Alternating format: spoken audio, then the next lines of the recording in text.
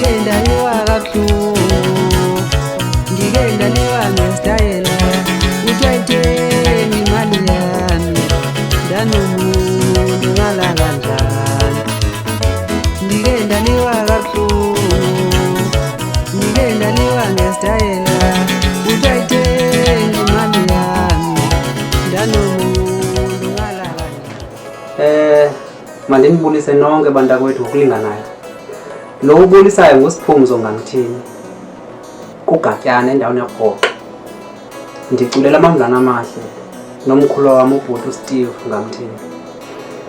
Namhlanje ndithunywa nguAmamvulane Amahle uba mandizokuthula ingoma ephumayo ngoLwesihlanu ekuseni, i-single track Amamvulane Amahle ka-2021. Isihloko sengoma sithi Ayisathengi.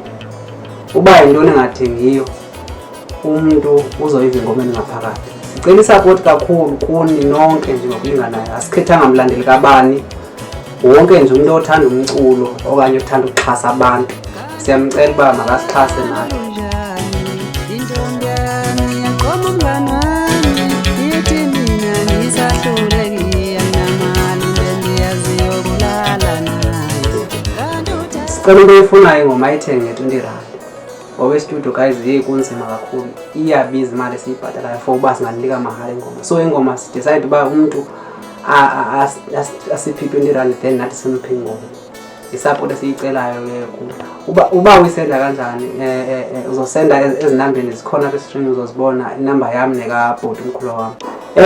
Inamba esifumaneka kuzo mna nobhuti for WhatsApp or call okanye usende imali leyo yokuthenga ingoma ithi 060 33 13 857 ngekaSiphumzo leyo Siphumzo ngamthini. NekaSteve ngamthini ithi 073 42 50 448 NekaSteve. So iyafumaneka nakuWhatsApp ngam-WhatsApp nje akuzokuphendula ubuze yonke into efuna ukubuza about Amamvulane Amahle.